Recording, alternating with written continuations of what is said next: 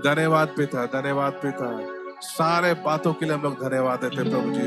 सचमुच आज ये मौका आपने हम सबों को दिया ताकि प्रभु जी हम लोग आपके सम्मुख आ सके, हम लोग जान सके कि हम लोग मसीह यीशु में कौन है, हमारे अधिकार क्या है। Thank you Jesus, thank you Jesus. Oh yes Jesus. अनुग्रह से भरा तू, प्रेम से तू भरा, दया से है भरा तू, तेरे प्रेम को हम चाहते। अनुग्रह से भरा तू, प्रेम से हम चाहते, दया से है भरा तू, तेरे प्रेम को हम चाहते। सब मिलके अनुग्रह, अनुग्रह से भरा तू, प्रेम से तू भरा, दया से है भरा तू, तेरे प्रेम को हम चाहते।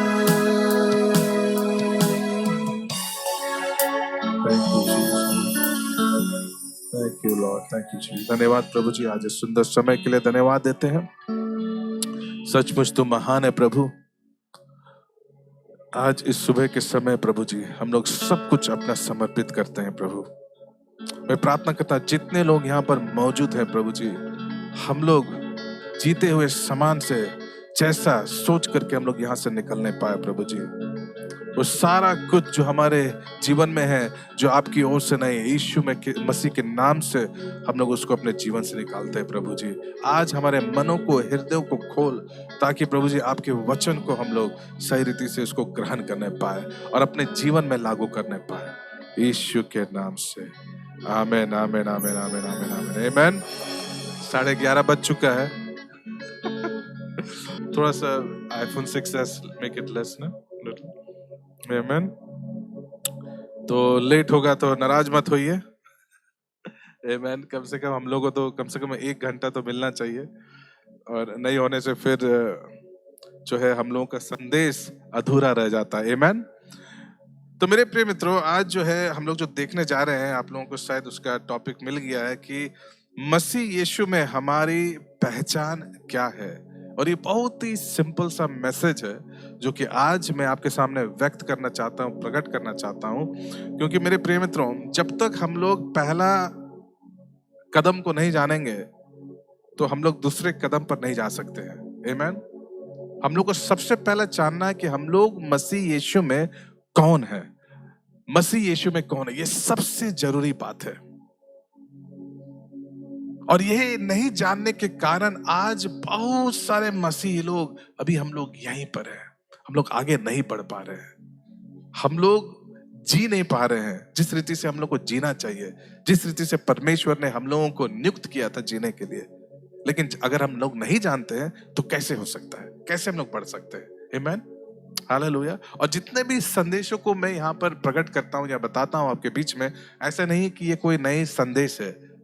ये सब चीज हमारे पापा ने पहले ही ये सब चीज व्यक्त कर चुके हैं, सारा चीज बता चुके हैं। मैं उसको बस फिर से दोहरा रहा हूँ, आमीन। उसको मैं बस फिर से प्रकट कर रहा हूँ, क्योंकि मेरे प्रिय मित्रों, हम लोग को समझना है कि मसीह के देह में 2 प्रमुख प्रकार के शिक्षाएं मिलती हैं। मसीह के देह में 2 प्रमुख प्रकार के शिक्षाएं मिलेंगे। वहां सुसमाचार प्रचार करने की शिक्षा है और वहां प्रेरितिक शिक्षा है। यदि हमारे पास केवल सुसमाचार प्रचार करने की शिक्षा है तो कोई भी परमेश्वर के अनुरूप नहीं होंगे। Nobody will be relevant with God। आज बहुत से ऐसे लोग हैं जो आते हैं और कहते हैं कि आप जो है मसीह के बारे में प्रचार नहीं कर रहे हैं। उन्हें लगता है कि मसीह के बारे में पूरा विचार प्रचार करना है। मसीह परमेश्वर का पुत्र है, वो मर गए, उसे दफनाया गया और फिर वे जी उठे। लेकिन ये क्रूसेड भूमि सभा के लिए है। लेकिन जब हम मसीह को या लोगों को मसीह में आगे बढ़ाना चाहते हैं, या उत्थान करना चाहते हैं, या चेला बनाना चाहते हैं, तो हमें पता चलेगा एक मसीही जो है एक उद्धारकर्ता से कहीं अधिक है।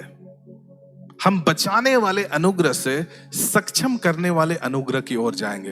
We will go from saving grace to enabling grace. हम उद्धारकर्ता या सुसमाचार केंद्रित संदेश से परमेश्वर के राज्य के संदेशों के ओर आगे बढ़ेंगे, और हमें पता चलेगा कि मसीह परमेश्वर का मार्ग है, मसीह परमेश्वर का सिद्धांत है, मसीह परमेश्वर का योजना है। और इस बिंदु में हमारा लक्ष्य लोगों को दुनिया से हटाना नहीं है, बल्कि उनका निर्माण करना है, उन्हें बनाना है, जब तक कि वे मसीह यीशु में पूरी रीति से नहीं बन जाते हैं। और ऐसा होने के लिए अधिकांश प्रेरितों ने, अपोस्तल लोग ने बुद्धिमान मास्टर बिल्डरों के रूप में बहुत सारी क्षमता का उपयोग किया है। इसीलिए पौलुस पूरे कलीसिया में आ सकता है, और जब आप पौलुस के किताबों को पढ़ेंगे तो आपको पता चलेगा कि पौलुस केवल उनके चरित्र से निपट रहा है। वो कोरिन्थ के कलीसिया में जाता है, वो उनसे शारीरिकता के बारे में बात करना शुरू करता है, वो उनकी आत्मा के संरचना से शुरू करता है, जैसे कड़वाहट, घमंड, जलन से लेके ईर्ष्या, और फिर उनकी जीवन शैली। फिर हम उसे उनकी अनैतिकता की समस्या से निपटते हुए देखते हैं, और फिर वो वरदानों की ओर चल जाता है और कई चीजों के बारे में बात करना शुरू करता है, क्योंकि पौलुस चाहता था कि प्रत्येक विश्वासी प्रेरित शिक्षा में आगे बढ़े। हालेलुया। और जिन चीजों पर हमें प्रकाश डालना शुरू करना चाहिए, उनमें से एक ये है कि हमें जानना है कि परमेश्वर के अनुसार हम लोग कौन है। क्योंकि एक मसीही एक योद्धा है, एक मसीही एक गवाह है, एक मसीही एक खिलाड़ी है, एक मसीही एक किसान है, एक मसीही एक बनाने वाला है, एक निर्माण करने वाला है। हमें इस पेशे के सभी सिद्धांतों को समझने के लिए जो बाइबल हमें बुलाती है, उसमें हम लोगों को परमेश्वर को अपने जीवन में शामिल करना चाहिए। आमीन। क्योंकि परमेश्वर में कुछ चीजें हैं जिन्हें आप तब तक हासिल नहीं कर सकते हैं जब तक हम एक योद्धा की तरह जीना शुरू नहीं करते हैं। परमेश्वर में कुछ चीजें हैं जिन्हें हम तब तक हासिल नहीं कर सकते हैं जब तक हम एक गवाह के रूप से जीना शुरू नहीं करते हैं। परमेश्वर में कुछ चीजें हैं जिन्हें हम तब तक हासिल नहीं कर सकते हैं जब तक हम एक खिलाड़ी की तरह जीना शुरू नहीं करते हैं। परमेश्वर में कुछ चीजें हैं जिन्हें हम तब तक हासिल नहीं कर पाएंगे जब तक हम एक किसान के रूप में जीना शुरू नहीं करते हैं। परमेश्वर में कुछ चीजें हैं जिन्हें हम तब तक हासिल नहीं कर पाएंगे जब तक हम एक बनाने वाले की तरह जीना शुरू नहीं करते हैं। और ये सब मिल करके एक संतुलित मसीह को बनाता है जो यीशु मसीह का सेवा करने के लिए तैयार है। तो संक्षेप में कहे, एक मसीही वास्तव में एक मानवीय पात्र है जिसके माध्यम से परमेश्वर स्वयं को प्रकट करता है। मसीही विश्वास मानवता के माध्यम से व्यक्त परमेश्वर है। मैं जानता हूं कि आप इसे जानते हैं, लेकिन हमारे शिक्षण के उद्देश्य के लिए मैं एक मसीह को 3 दृष्टिकोणों में परिभाषित करना चाहता हूं। नंबर 1, उसके मूल स्वभाव से। नंबर 2, उसके पद या पोजीशन से। नंबर 3, उसके संचालन से। यदि हमें इन 3 स्तरों से यह नहीं समझ आती है कि एक मसीही कौन है, तो हमें इसकी सटीक समझ नहीं होगी कि हमसे क्या अपेक्षा की जाती है। क्योंकि जब हम बाइबल का अध्ययन करते हैं तो विश्वासियों को मूल स्वभाव के आधार पर, पद के आधार पर और संचालन या जिम्मेदारियों के आधार पर परिभाषित किया जाता है। आमीन। और इसलिए परमेश्वर के मूल स्वभाव के स्थान से कुछ परिभाषाएं हैं जो परमेश्वर एक मसीह को देते हैं। नंबर 1, बाइबल एक मसीह को ज्योति कहती है। मत्ती उसके 5 उसके 14 में कहता है कि तुम जगत की ज्योति हो। और फिर यदि हम 2 चैप्टर आगे बढ़ेंगे तो मत्ती उसके 5 उसके 16 में कहता है, इसी प्रकार से तुम्हारा उजाला मनुष्य के सामने चमके, ताकि वे तेरे भले कामों को देखकर तेरी पिता की जो स्वर्ग में है उसकी बड़ाई करे। और इसलिए यदि हम एक मसीह हैं और हम एक ऐसी जगह में आते हैं जहां दुष्टता है या अंधेरा है, तो उस संदर्भ में या उस कॉन्टेक्स्ट में जो चीज हमें मसीह बनाती है या कहलाती है, वो नहीं है जिसे हम खुद कहते हैं, बल्कि अंधेरे के संचालन को निलंबित करने के लिए ज्योति लाने की क्षमता है। और जब परमेश्वर आपसे कहता है कि हम जगत की ज्योति हैं, तो परमेश्वर हमसे चमकने की उम्मीद कर रहे हैं। क्या हम समझ रहे हैं? नंबर 2, अनिवार्य रूप से एक मसीह को एक पहाड़ पर बसा शहर या नगर कहा जाता है। ये मेरी बात नहीं है, ये कहां लिखा हुआ? वही मत्ती उसका 5 उसका 14 में लास्ट लाइन में आप देखिएगा, वहां कहता है कि जो नगर पहाड़ पर बसा हुआ है वो छिप नहीं सकता। आमीन। जो नगर पहाड़ पर बसा हुआ है वो छिप नहीं सकता है। इसलिए परमेश्वर हमसे अपेक्षा करते हैं कि हम क्षमता में वृद्धि करें। हालेलुया। हम क्षमता में क्या करें? वृद्धि करें। इसलिए यदि हम एक शहर में हैं तो इसका मतलब यह है कि हमारे पास क्षमता है, क्योंकि परमेश्वर नहीं चाहता है कि कोई भी व्यक्ति लंबे समय से एक ही स्थान में आत्मिक रूप से रहे। हर कोई, ध्यान से सुनिए, हर कोई जो खुद को मसीह कहता है उसे लगातार और धीरे धीरे अपनी क्षमता बढ़ानी चाहिए।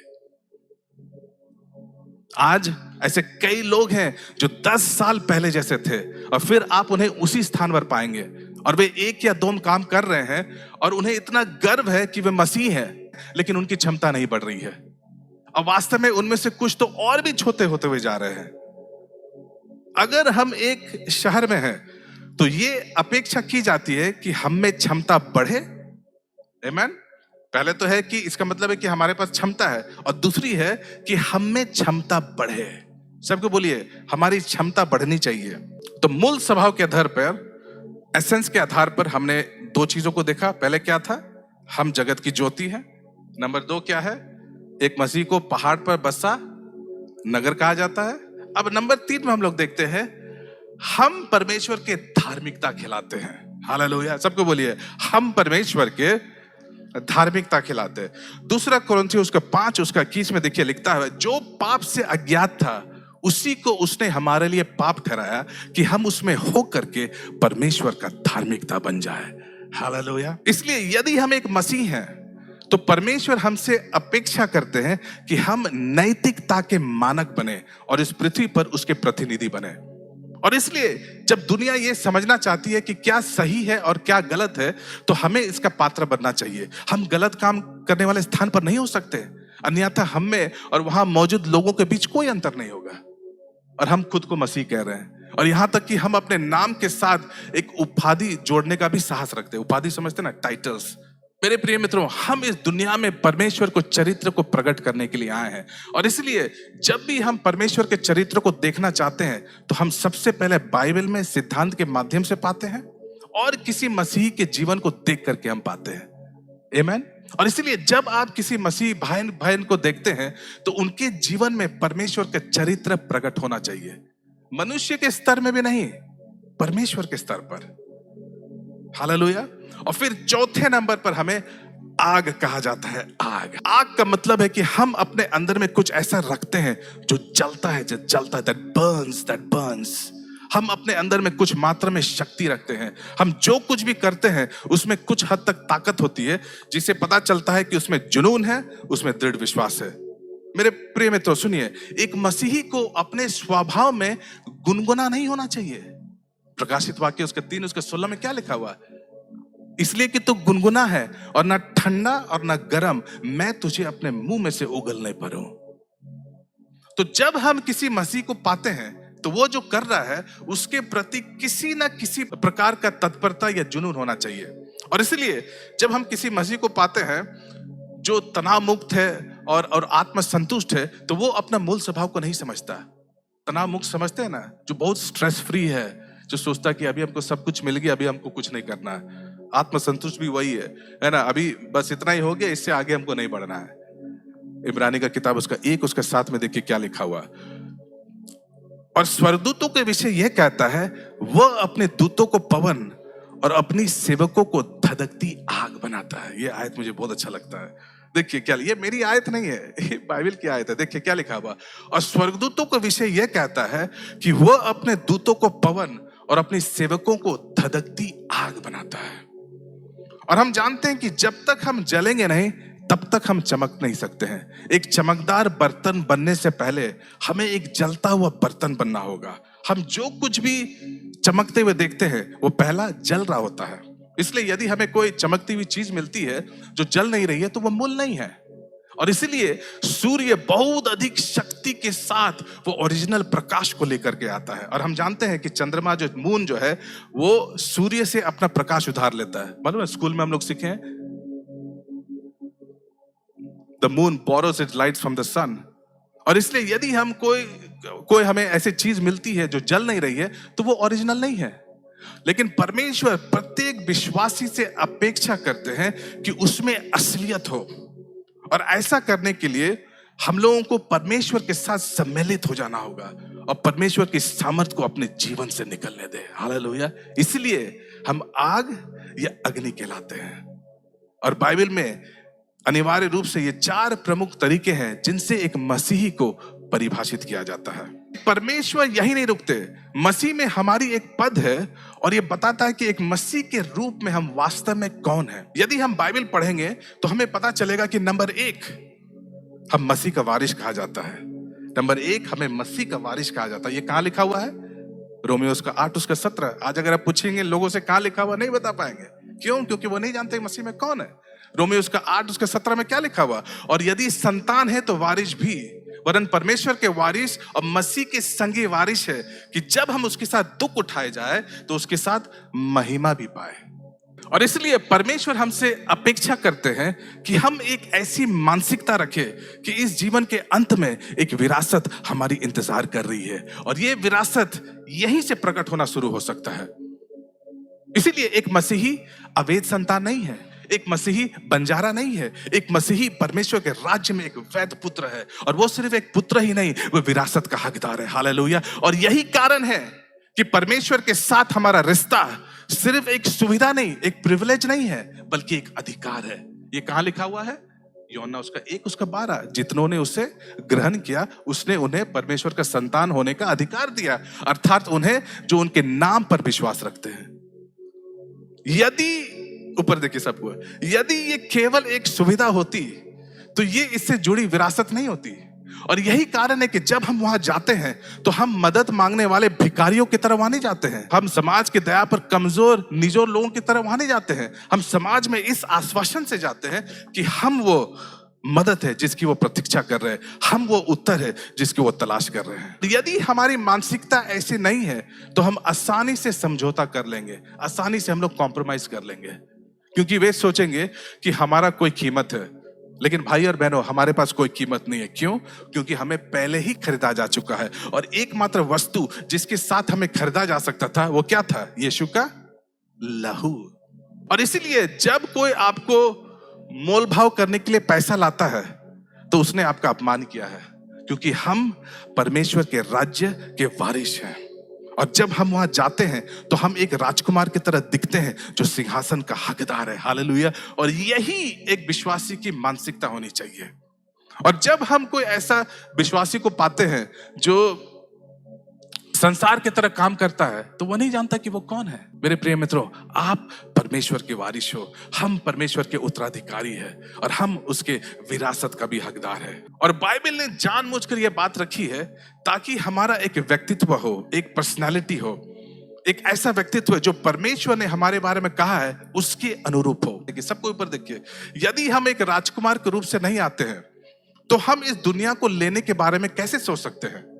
हम इस क्षेत्र पर कैसे लड़ सकते हैं यदि हम एक ऐसे व्यक्ति के रूप में नहीं आते हैं जो सत्ता और अधिकार के खेल को समझता है? यदि हम कंगाल बनकर के आते हैं तो जब नेक लोग बात कर रहे हैं तो हमारी हिम्मत कैसी हुई बोलने के लिए? पहला सैमुएल की किताब उसका 2 उसका 8। वो कंगाल को धूली में से उठाता और दरिद्र को घूरे में से निकाल खड़ा करता है ताकि उनको अधिपतियों के संग बिठाए और महिमा युक्त सिंहासन के अधिकारी बनाए, क्योंकि पृथ्वी के खंबे किसके हैं?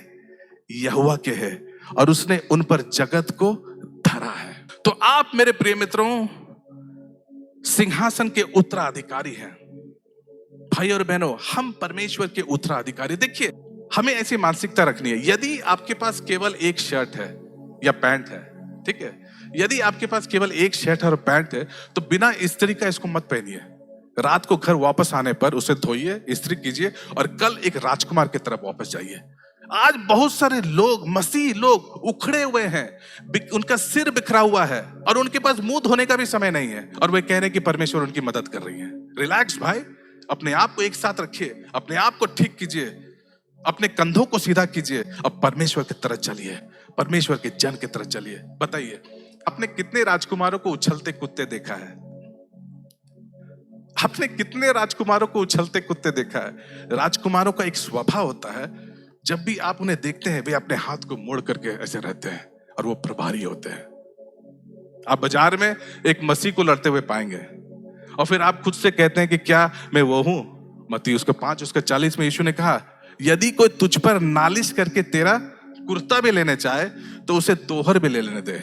मेरे प्रिय मित्रों, ये नेक व्यक्ति के अनुरूप नहीं है।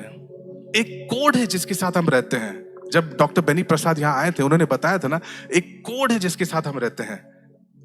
आप लड़ना चाहते हैं, उस व्यक्ति को जाने दीजिए, धन्यवाद, ये ठीक है। वे आपसे लड़ना चाहते हैं, आप एक राजकुमार हो, आप एक उत्तराधिकारी हो, आप सिंहासन के हकदार है, आप विरासत के हकदार। बहुत बार हम लोगों के पास ये मानसिकता ये नहीं है, इसलिए हमने परमेश्वर के नाम को हम लोगों ने बदनाम किया है। हम पाएंगे कि 2 महिलाएं आपस में लड़ रही है, जिसमें एक महिलाएं मसीह है। बताइए, हम इस हद तक कैसे पहुंच गए हैं? क्या हम नहीं जानते कि हम सिंहासन के हकदार हैं? क्या हम इस बात से अवगत नहीं है कि हमारे कार्यभार संभालने की अंतिम स्थिति आ गई है? क्या हम नहीं जानते कि आप में आदर्श है, आप परमेश्वर के महान व्यक्ति हैं? आज आप एक मसीह को पाएंगे कि वे हर जगह चर्चा करते हैं या हर जगह अफवाह में फैलाते रहते हैं इधर उधर बात। देखिए मत्ती उसका 10 उसका 27 में देखिए, जो मैं तुमसे अंधियारा में कहता हूं उसे तुम उजाला में कहो, और जो कानों कान सुनते हो उसे छतों पर से प्रचार करो। जो हम अंधेरे में सुनते हैं उसे उजाला में चिल्लाओ, और जो हम घर में सुनते हैं उसे छतों पर से घोषित करो। तो हम कहीं भी कुछ भी कहें, हमें उसे बदलने में सक्षम होना चाहिए। बोलिए, हमें उसे बदलने में सक्षम होना चाहिए। पता है क्यों? क्योंकि हम में ईमानदारी है, आप में ईमानदारी है, आप परमेश्वर के विरासत का हिस्सेदार है, आप परमेश्वर के उत्तराधिकारी हैं, और यही हमारी मानसिकता होनी चाहिए। नंबर 2, हम गवाह कहलाते हैं। सबको बोलिए, हम गवाह कहलाते हैं। आवाज निकालिए। हम गवाह कहलाते हैं। ये कहां लिखा हुआ है? प्रेरितों काम उसका 1 उसका 8 में लिखा हुआ है, परंतु जब पवित्र आत्मा तुम पर आएगा तो तुम सामर्थ पाओगे, और यरूशलेम और सारे यहूदिया और समारिया में और पृथ्वी की छोर तक मेरे गवाह होगे। तो यहां पर यीशु मसीह अपने चेलों को बोल रहे हैं कि अब से कुछ ही दिन में पवित्र आत्मा पाओगे, अब सामर्थ पाओगे, और पृथ्वी के छोर तक मेरे गवाह बनोगे। और इसी चीज को पतरस जो है पुष्टि कर रहे थे। पहला पतरस उसका 2 उसका 9 में देखिए क्या लिखा हुआ, पर तुम एक चुना हुआ वंश हो, राज पदाधिकारी, याजकों का समाज और पवित्र लोग और परमेश्वर के नीच प्रजा हो, इसलिए कि जिसने तुम्हें अंधकार में से अपने अद्भुत ज्योति में बुलाया है उसके गुण प्रकट करो। तो उन्होंने कहा कि हम एक चुना हुआ वंश है और परमेश्वर की नीच प्रजा, जिन्हें परमेश्वर के स्तुति प्रकट करने के लिए बुलाए गए हैं। मेरे प्रिय मित्रों, हम कोई साधारण व्यक्ति नहीं है। हम पृथ्वी में परमेश्वर के वचन को सिद्ध करने और प्रमाणित करने के लिए आते हैं। इसलिए जब बाइबल कहती है कि परमेश्वर लोगों को आशीष देता है तो हम उसका प्रमाण है। जब बाइबल कहती है कि परमेश्वर लोगों को चंगा करता है तो हम उसका प्रमाण है। जब बाइबल कहती है कि परमेश्वर लोगों को अनुग्रह देता है तो हम उसका प्रमाण है। और यही कारण है कि जब हम जीवन में आगे बढ़ते हैं तो हम विश्वास और दृढ़ता के साथ आगे बढ़ते हैं। मेरे प्रिय मित्रों, हमें अपने जीवन में अपनी यात्रा को शुरू करनी चाहिए, क्योंकि समय नहीं है। हम यहाँ हमेशा जीने के लिए नहीं आए हैं। मैं बता रहा हूं, हम यहाँ हमेशा जीने के लिए नहीं आ रहे हैं। हम थोड़े समय के लिए परमेश्वर के चरित्र को प्रकट करने के लिए आए हैं। और जब तक हमारे पास वो समय है, सुनिश्चित करें कि हम अपना सब कुछ परमेश्वर के हवाले कर दे, समर्पित कर दे। देखिए, एक बहुत ही खतरनाक एक आयत यूहन्ना उसका 9 उसका 4 में देखिए क्या लिखा हुआ, जिसने मुझे भेजा है हमें उसके काम दिन ही दिन में करना अवश्य है। वो रात आने वाली है जिसमें कोई काम नहीं कर सकता। नंबर 3, हम एक राजदूत है। 2 कोरिन्थियों उसका 5 उसका 20। इसलिए कि हम मसीह यीशु के राजदूत हैं, मानो परमेश्वर हमारे द्वारा विनती कर रहा है कि मसीह की ओर से हम निवेदन करते हैं कि परमेश्वर के साथ मेल मिलाप कर लो। तो यहां हम लोग देखते हैं पहला लाइन में हम मसीह यीशु के राजदूत हैं। इसलिए हम एक सरकार और प्रभुत्व और उसके तरीकों के अस्तित्व को स्थापित करने के लिए इस दुनिया में आए हैं। एक राजदूत के रूप में हम परमेश्वर के राज्य की स्थापना करने के लिए आए हैं। और इसलिए परमेश्वर के राज्य सबसे पहले हमारे तरीकों, हमारे जीवन शैली और हमारे चरित्र से शुरू होना चाहिए। यदि हम किसी भी स्थान पर जाते हैं, वहां परमेश्वर के चरित्र को स्थापित करने में भयभीत नहीं होना चाहिए। यदि हम किसी जगह पे जाते हैं जहां लोग गलत काम कर रहे हैं, जहां लोग बेईमानी कर रहे हैं, तो उन्हें ये बताने में साहस रखे कि ये सही नहीं है, क्योंकि हम परमेश्वर के राजदूत है। एक धार्मिक जीवन जिए, क्योंकि हम लोग परमेश्वर के राजदूत हैं। क्योंकि हम लोग यहाँ पर इसलिए हैं क्योंकि हम एक राज्य की प्रतिनिधित्व करते हैं, और जहां भी हम खुद को पाते हैं वो परमेश्वर का कॉन्स्टिट्यूएंसी क्षेत्र बन जाता है। हमारा घर, हमारी नौकरी एक दूत आवास क्षेत्र है, और हम वहां के राजदूत हैं। कितने लोग जानते हैं कि दूत आवास क्या है? Embassy, American embassy, Italian embassy. हमें हर समय इस बात पर जोर देना चाहिए कि कम से कम जो कुछ भी हमारे प्रभाव में है, हमें उसे परमेश्वर की सरकार के अधीन करना चाहिए। और जो हमसे परे हैं, those who are beyond us, उसको छोड़ दीजिए, लेकिन जो हमारे अधीन है उन्हें इस बात पर जोर देना चाहिए कि वहां पर एक धार्मिक राज्य या धर्मी राज्य प्रकट होना चाहिए। उदाहरण के लिए मैं आपको बताता हूं, मैं अमेरिकी दूतावास में जाकर के ये नहीं बोल सकता मुझे नौकरी दीजिए, मैं काम करना चाहता हूं। वहां एक प्रोटोकॉल है, मैं वहां इस तरह से नहीं घुस सकता हूं। वहां एक प्रोटोकॉल है, और वहां का हाई कमिश्नर इस बात पर जोर देंगे कि उस प्रोटोकॉल का नियम पालन किया जाए। और हालांकि अमेरिकी दूतावास भारत में है, लेकिन भारत के पास उस परिसर में अधिकार नहीं है। भारत के पास उस प्रेमिसेस या परिसर में अधिकार नहीं है। और जहां तक दो तरफा कानूनों का सवाल है, दो देशों का सवाल है, वो आधार अमेरिका है, और इसलिए ये इसी तरह से काम करता है। हम कहीं भी हो, वहां पर परमेश्वर के स्वर्ग को स्थापित करना चाहिए। हमारे परिवार में परमेश्वर के स्वर्ग स्थापित होना चाहिए। इसलिए ये हमारा काम है कि हम अपने परिवार में स्वर्ग स्थापित करें। आपके व्यवसाय को परमेश्वर स्वर्ग के रूप में देखता है, क्योंकि वो व्यवसाय आपके प्रभाव में है, और उसे परमेश्वर के स्वर्ग के प्रभाव में आना चाहिए। आमेन, हालेलुया। कई लोग को ये पता नहीं कि हम लोग एक राजदूत हैं मेरे प्रिय मित्रों। इसीलिए विश्वासियों के मन में मूलभूत दोष है कि वे मसीहत को धर्म में बदल देते हैं।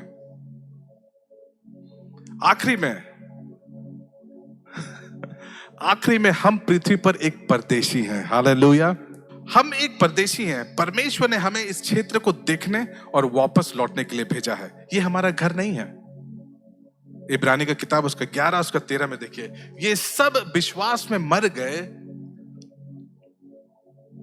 प्रतिज्ञाओं को प्राप्त नहीं किया, परंतु उन्हें दूर से देखा और उन पर विश्वास किया और उन्हें गले लगाया और कबूल किया कि वे पृथ्वी पर अजनबी और परदेशी थे।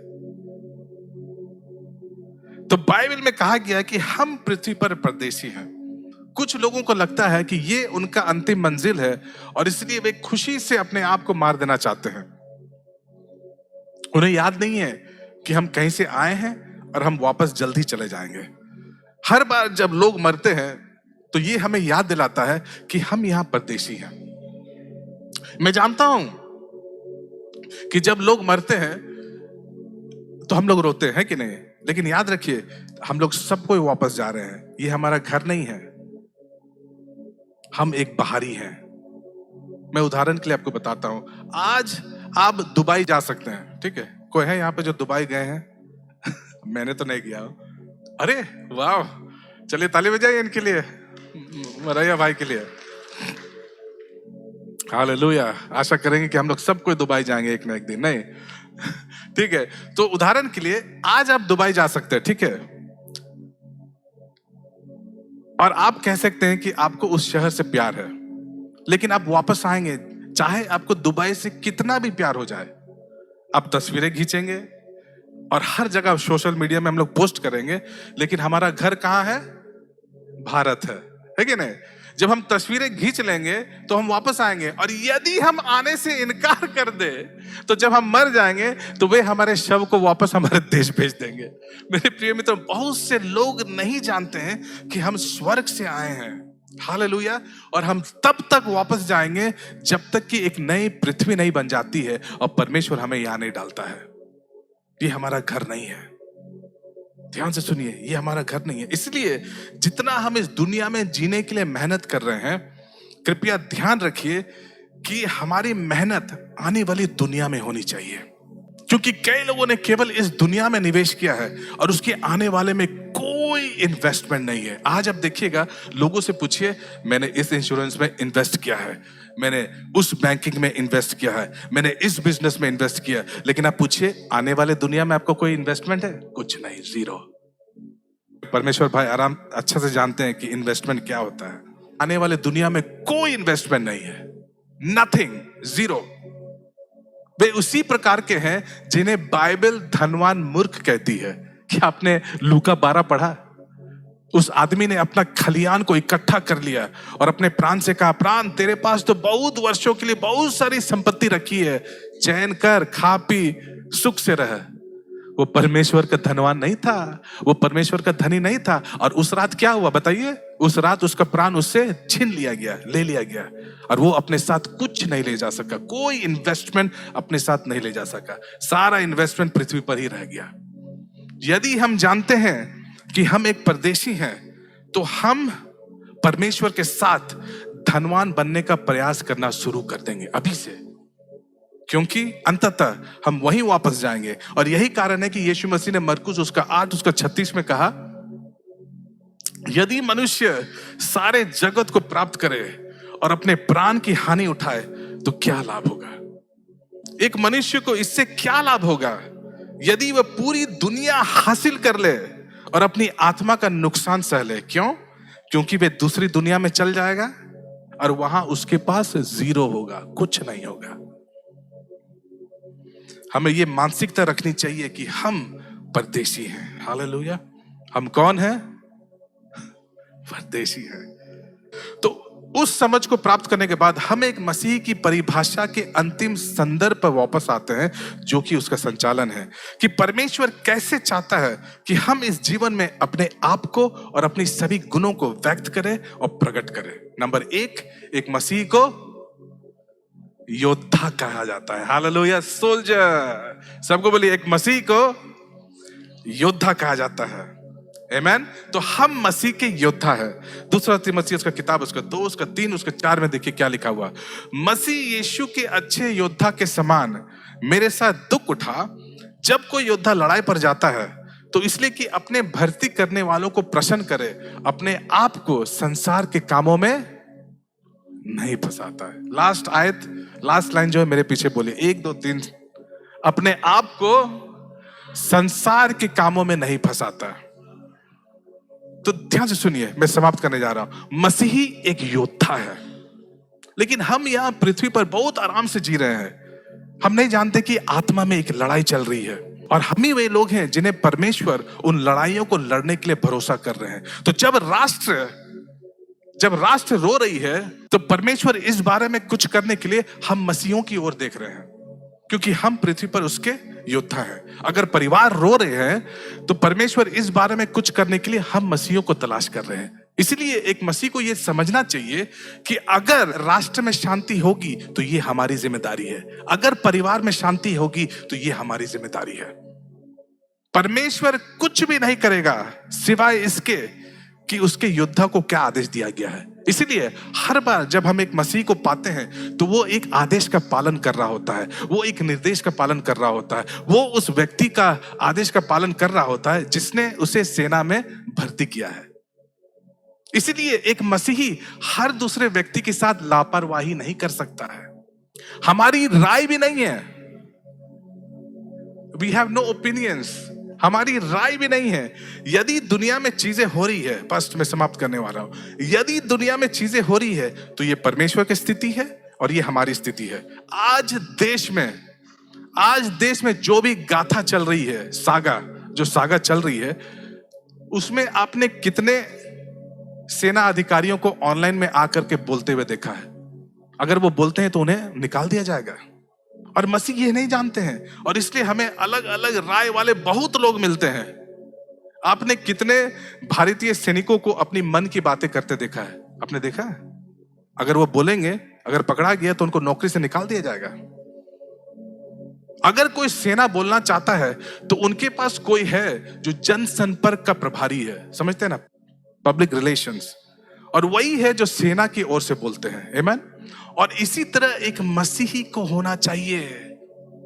जब एक मसीह को कहीं आमंत्रित किया जाता है और आपसे पूछेंगे कि आपको LGBTQ के बारे में क्या कहना है, तो आप बोलते हैं कि बाइबल ये कहती है। आपको वर्तमान संकट के बारे में आपको क्या कहना, आप कहते हैं कि बाइबल ये कहती है।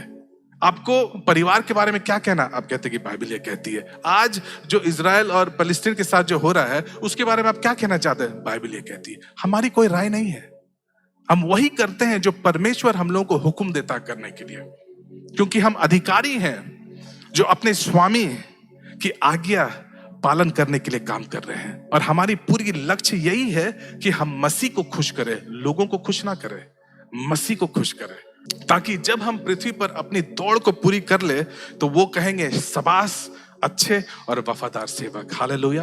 और यही एकमात्र चीज है जिसकी हम तलाश करें मेरे प्रिय मित्रों। वो दिन के अंत में प्रश्न होगा, लेकिन कई मसीहों को इसका एहसास नहीं है। बहुत लोग नहीं जानते कि वे कौन है।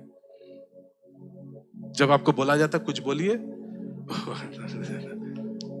कुछ बोलिए, कुछ लोग आए हुए हैं जरा मसीह के बारे में बोलिए, आप राजदूत हैं भाई, आप योद्धा हैं, आप एक परमेश्वर के इतने बड़े जन हैं जो परमेश्वर ने आपको वारिस बनाया है, आप उसके पुत्र हैं, लेकिन बोलने के लिए बोलिए 2 मिनट भी बिना तुतला के नहीं बोल सकते।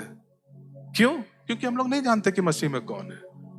मैंने देखा बहुत लोग बोलिए डरते हैं, नहीं क्या होगा, नहीं। अब हम लोग देखेंगे खिलाड़ी। संचालन के द्वारा नंबर 2 पर एक मसीह को खिलाड़ी कहा जाता है। आमीन। जल्दी से हम लोग समाप्त करेंगे। पहला कोरिन्थियों का किताब उसका 9, उसका 24, उसका 25, आइए हम लोग जल्दी निकालेंगे। आमीन। क्या तुम नहीं जानते कि दौड़ में तो दौड़ते सभी है, परंतु इनाम एक ही ले जाता है। तुम वैसे ही दौड़ो कि जीतो। नेक्स्ट। हर एक पहलवान सब प्रकार का संयम करता है, हर प्रकार का कोशिश करता है।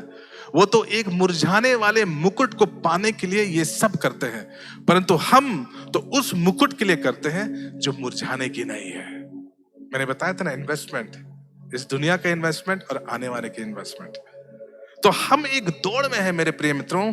बहुतों को पता नहीं है कि हम दौड़ में हैं, इसलिए वे निश्चित होकर के सो जाते हैं, है ना। सुबह उठ करके कहते हैं कि आज तो बहुत अच्छा दिन है, आज तो रिलैक्स किया जाएगा, है ना। मेरे प्रिय मित्रों, जब भी हम सुबह उठते हैं तो हम उच्च बुलाहट के निशान के लिए दबाव डाल रहे होते हैं। उसने कहा कि दौड़ में तो दौड़ते सब है, परंतु पुरस्कार एक ही पाता है।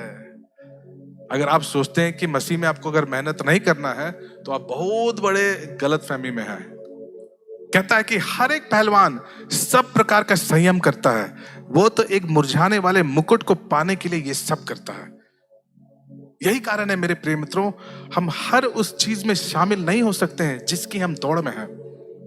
शायद आज मुझे क्रिकेट देखना पसंद है, शायद आज मुझे फुटबॉल देखना पसंद है, शायद आज मुझे थोड़ा वेकेशन में जाना पसंद है, शायद मैं फिल्म देखना पसंद करता हूं, है कि नहीं। और मैं तो चाहूंगा कि हर दिन जो है अपने पत्नी के साथ कोई फिल्म हॉल में जाऊं और एक अच्छा फिल्म को देखूं, है ना, पॉपकॉर्न खाते हुए। लेकिन मेरे प्रिय मित्रों, ये आजादी हमें हर समय नहीं मिलेगी, क्योंकि हम लोग को पता होना चाहिए कि हम लोग एक दौड़ में हैं। हालेलुया। हम लोग किस में हैं? एक दौड़ में हैं, और उस लक्ष्य जब तक वो पूरा नहीं होगा हम लोग को उसको करते जाना है। हम लोग अभी 2024 में पहुंच गए। सोचिए, यीशु मसीह का आना कितना नजदीक है, लेकिन अभी भी हम लोग दूसरे चीजों में हम लोग व्यस्त हैं। कितने लोगों ने परमेश्वर का राज्य को स्थापित करने के लिए हम लोगों ने लोगों को बुलाया है। यीशु मसीह कहते हैं कि आप दुनिया के छोर तक मेरे गवाह बनोगे, लेकिन कितने लोगों ने अभी तक एक गवाह बना है? क्योंकि देखिए, अगर हर दिन हम लोग अगर आराम करेंगे, हर दिन अगर हम लोग ऐश करेंगे, रिलैक्स करेंगे, तो हम लोग अपने लक्ष्य को पूरा नहीं कर पाएंगे। एक मसीही एक खिलाड़ी है, हालेलुया। एक मसीह एक एथलीट है। हम एक दौड़ में हैं, और इसलिए जब हम जागते हैं तो हम हर किसी के साथ मुकाबला नहीं कर रहे। याद रखिएगा, हम लोग किसी के साथ मुकाबला नहीं कर रहे कि हम उससे आगे चल जाएंगे, हम इसे आगे चल जाएंगे। नहीं, हम लोग मुकाबला नहीं कर रहे हैं, बल्कि हम उस आदर्श को पूरा करने की कोशिश कर रहे हैं जो परमेश्वर ने हमारे लिए निर्धारित किया है।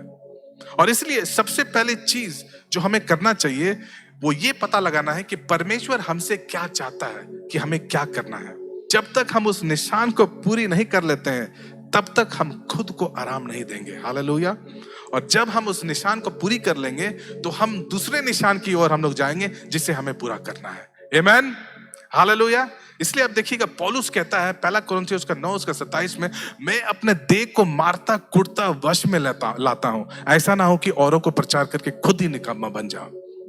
क्योंकि जब पौलुस ने, ऊपर देखिए सबको, अब देखिएगा जब परमेश्वर ने पौलुस को कहा कि तुमको ये सारे पत्रियों को लिखना होगा, एपिसल्स को लिखना होगा, आप बताइए पौलुस जैसा व्यक्ति क्या फुटबॉल मैच देखने जा सकता है?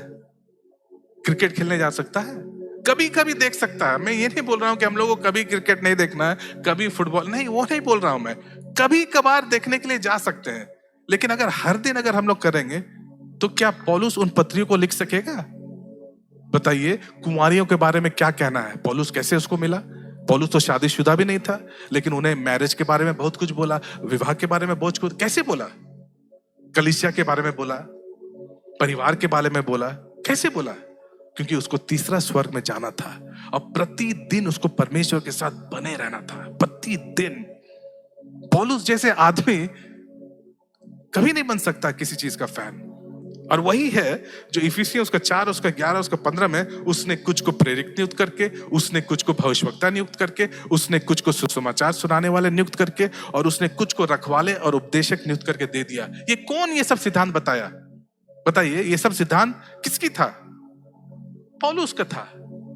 कोई भी नहीं जानता था, लेकिन पौलुस को यह पता था। क्यों? उसको मालूम था कि उसका मंजिल क्या था, उसका लक्ष्य क्या था। नंबर 3, संचालन के तहत हम मसीह एक किसान कहा जाता है, लेकिन इसके बारे में हम आने वाले दिनों में इसी में हम ज्यादातर जो है उसमें दबाव देना चाहते हैं, उसमें हम लोग देखना चाहते हैं। लेकिन इस आयत को हम लोग देखते हैं, होशिया का किताब उसका 10 उसका 12, अपने लिए धर्म का बीज बो, तब करुणा के अनुसार खेत काटने पाओगे। ध्यान से सुनिए, बहुत बार हम लोग सोचते हैं कि मसीह एक ऐसा चीज है जो हम लोग निश्चिंत होकर के बैठ जाते हैं और सोचते हैं कि परमेश्वर चाहेगा तो होगा। नहीं भाई, बाइबल आपको बता रही है आप जो बोएंगे वही काटेंगे। आमीन, आमीन, हालेलुया।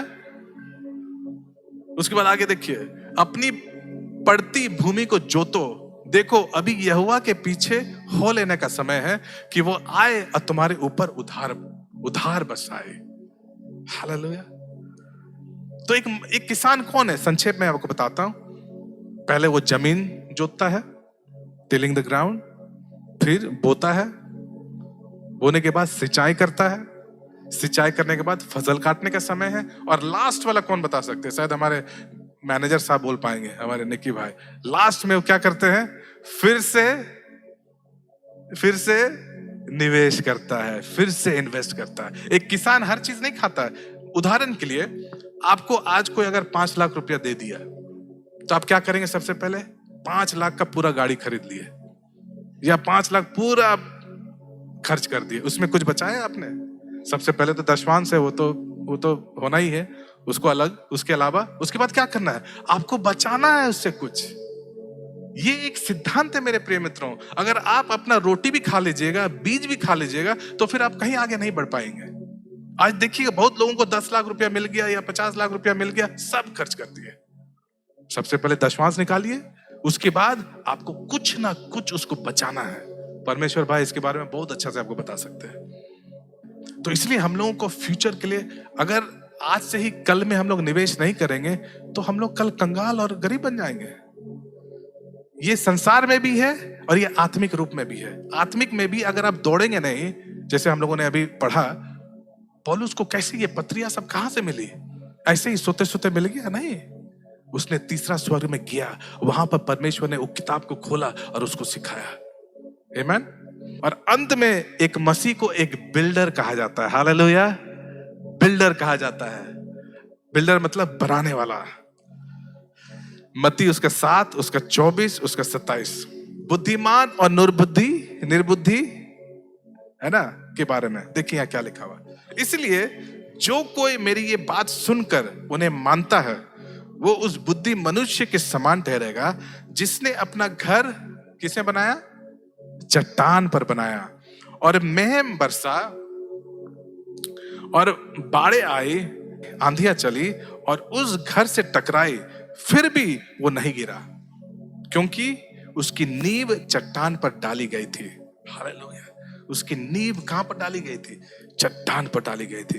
परंतु जो कोई मेरी ये बात सुनता है, ध्यान से सुनिए, जो कोई मेरी बात सुनता है और उन पर नहीं चलता है, वो उस निर्बुद्धि मनुष्य के समान ठहरेगा, जिसने अपना घर कहां पर बनाया?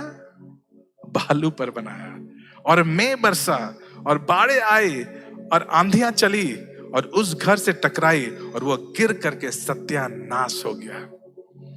इसलिए यदि हम अपना घर चट्टान पर नहीं बनाते हैं और रेत पर बनाते हैं या बालू पर बनाते हैं, तो वो घर गिर जाएगा। इसलिए आप देखिएगा, बहुत मसीही लोग शुरुआत अच्छा किए हैं, बहुत अच्छा से शुरुआत हुआ, और कभी भी ये थोड़े समय के लिए कभी मत सोचिए कि आपके पास गाड़ी है तो परमेश्वर आपके साथ में है। कभी मत सोचिए।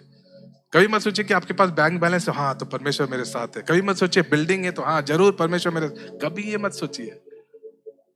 अब देखिएगा, बहुत सारे लोग शुरुआत अच्छा किए, लेकिन धीरे धीरे धीरे धीरे क्या हो गया? फुस हो गए उसके पास। क्यों? क्योंकि उन्होंने चट्टान पर अपना घर, अपना बुनियाद को नहीं बनाया, बालू पर बनाया। इसलिए जब भी बाढ़ आता है, संकट आता है, फुस हो जाता है कि नहीं? तो वैसे रहना है हम लोग को, हम लोग को वैसा नहीं रहना है। आमीन।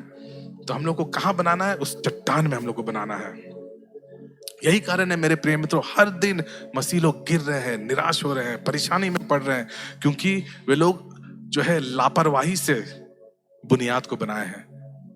उनका बुनियाद ठोस और सॉलिड नहीं है, इसलिए जब मुश्किल आता, तकलीफ आते, फुस से गिर जाते हैं। आमीन। हालेलुया। तो उसको बस रिव्यू करते हैं, हम लोगों ने क्या देखा। तो हमारी पहचान मसीह में मूल स्वभाव से क्या है? एक मसीही ज्योति है, ताकि आप भूल ना जाए, इसलिए मैंने लास्ट में इसको लिख दिया। एक मसीह कौन है? ज्योति है। नंबर 2, एक मसीही पहाड़ पर बसा हुआ नगर। तीसरा, एक मसीही परमेश्वर की धार्मिकता है। चौथा, एक मसीही आग है। आमीन। उसके बाद पद या स्थिति से क्या है? नंबर 1, एक मसीही एक वारिस है। नंबर 2, एक मसीही एक गवाह है। नंबर 3, एक मसीही एक राजदूत है। नंबर 4, एक मसीही एक परदेशी है। और संचालन के आधार पर एक मसीही एक योद्धा है, सोल्जर। दूसरा, एक मसीही एक खिलाड़ी है। नंबर 3, एक मसीही एक किसान है। और लास्ट, एक मसीही एक बनाने वाला है। हालेलुया। आज बस थोड़ा सा, ये सिर्फ एक इंट्रोडक्शन ही था, ये मेन मैसेज भी नहीं है, ठीक है? आने वाले दिनों में जब मौका मिलेगा तब हम लोग देंगे। आमीन। हालेलुया। कितने लोगों को समझ में आया? आमीन। प्रभु आपको आशीष दे। आइए हम लोग खड़े हो जाए इस समय के लिए, थोड़े समय के लिए, और हम लोग समाप्त करेंगे। Thank you Jesus, thank you lord, thank you Jesus, thank you Jesus. धन्यवाद, धन्यवाद, धन्यवाद, धन्यवाद। अनुग्रह से भरा तू,